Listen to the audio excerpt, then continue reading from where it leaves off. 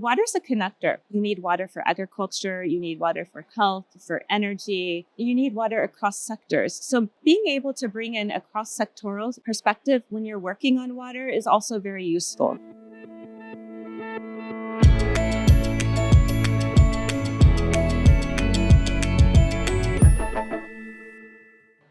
Hi Sarah, we are here at the World Bank headquarters at the Youth Summit. Very nice to be here with you. I wanted to ask you, as we are here, about this new initiative, Water Forward. Could you tell us more about it and also how it relates to young people, to my generation? First of all, water is essential for communities and for economies to thrive. So imagine you wake up in the morning and your tap is dry, or you go to school and there's no toilets, working toilets, or imagine that you're entirely dependent on the rain to ensure livelihood for your family in an increasingly changing climate. Water is very important for health, for education, and for livelihoods. However, despite all of the innovations we have, the new technologies, there's over 4 billion people who lack water security. 4 billion. 4 billion globally. Wow. That's about half of the population. But what that means is we need to do something differently. We can't continue operating as we do operation. And this is where Water Forward comes in. Water Forward is about accelerating progress towards the goals of water security. The target is to reach over 1 billion people by 2030 with water security across 3 pillars: water for people, water for food, and water for the planet.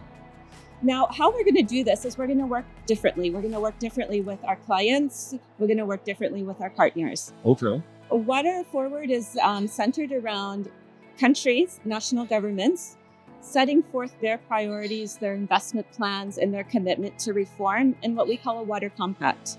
Now, there are huge gaps in financing in the water sector, which is why you also see these big gaps of 4 billion people lacking water security. We need to mobilize additional resources. But we also know that the public sector isn't going to be able to do this on their own. They need to be able to bring in private investment. So we're going to be working with the governments to reform policies, to build institutions so that the investment can come in. We're going to be thinking about how we use public resources and private resources different to leverage one another to get to creditworthiness and to increase the amount of resources we can work with. Finally, working together differently, we really hope we can accelerate and scale our results. And what are the key regions in the world that you think should be addressed by the partnership and Water Forward? So at the World Bank, we're working globally. Different countries, different regions have different water security challenges. We're working in African countries where they may not be connected to water supply systems. We're also looking in East Asia, for example, at different crops. So really across the globe, the challenges are different. But I'm curious to ask you some questions as well. Let's go. So tell me, what made you want to attend this youth summit at the World Bank Group? And why do you want to be engaged in this type of work? Well, to give you a little bit of background, I'm studying geography and politics at Trinity College Dublin. I have been participating in an exchange here in Washington at Georgetown University, and I have attended a similar event. Back in 2021, it was called Youth for Climate in Milan, and there I've met the president of Earth Day Network, Kathleen Rogers, with whom I share a huge passion for education, and so that's how my story started, and that's why I'm here. And who knows, maybe those 2 days here at the Youth Summit will also have some impact. Very nice. Furthermore, what is really important for my peers is employment.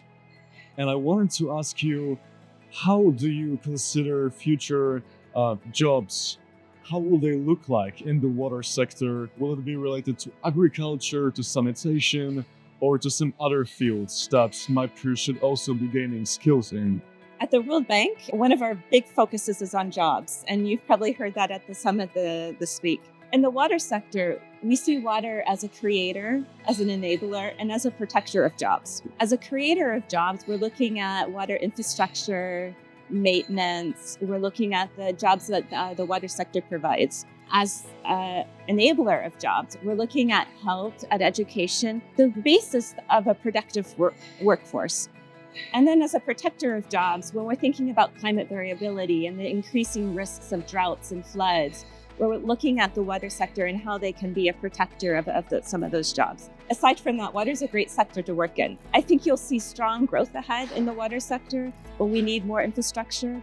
A lot of the infrastructure that is there is aging. We see population growth, we see climate change. Technology is also changing the needs. We're seeing more tech-focused jobs as utilities are going to remote sensing, as we're using more digital solutions. These are all being applied in the field as we speak, and they're helping us to advance, and we also hope that it helps us to accelerate progress. But the challenges are huge. We need everybody there working together. So I encourage you to consider a job in the water sector. But what can we learn from your generation? You've been here this week. What would you have to say to us working on these challenges? And how do you see young people leading change on the ground in the community? My generation, I would say we are really ahead with digital skills, with social media. And I always say, you can use it both ways and you can use it for the better. And if you can promote your action, your advocacy, if you can spread awareness about environment, about water, through the means of social media to invite others, I think that's a critical strength. And maybe this is something we could also support other generations in doing. Personally, for the young people that I work with Earth Day, I think of agriculture and food, because that's going to be the next theme of Earth Day 2027, and water definitely comes under it, and it's important, especially with new technologies, new services, as you said, remote sensing, which is also so crucial for agriculture. And to be honest, I think a lot of young people will find promising careers in such sectors. So how can they look up to employment in the water sector? And what do you think are the critical skills needed to support the goals of the World Bank in this area? I have maybe 3 points to suggest. One, build a strong technical foundation. There's a strong need for skills in hydrology, environmental engineering, and some of the digital aspects, data analysis, GIS. Those are all important to have as a basis. Second, water's a connector. You need water for agriculture, you need water for health, for energy, you need water across sectors. So being able to bring in a cross-sectoral perspective when you're working on water is also very useful. Third, we have huge financing gaps. We need to be innovative in how we use the financing that is available and how we can mobilize additional financing. So having an understanding on how to finance water projects, how to bring in public-private partnerships, how to use concessional finance, and in which parts and how that makes sense. You may not think of it off the top of your head when you're thinking about the water sector, but it's very important to at least have an understanding and know when to bring in that expertise. You were talking about the youth and how to engage the youth, because we're always looking for new ideas. So what might be something we could do differently, or what might be a new perspective to bring to the discussion? I truly believe in local organizations and local grassroots groups. So I would say if you could support the local youth-led projects that champion those values, I think that would be a great thing to do. And still we have a lot to learn, but at the same time I promise we bear a big potential that can be used. Thank you so much for this conversation today. I think you rightly point out that we all need water experts in all of our countries to work to renew infrastructure and to protect our planet, to protect our lives, to protect our futures.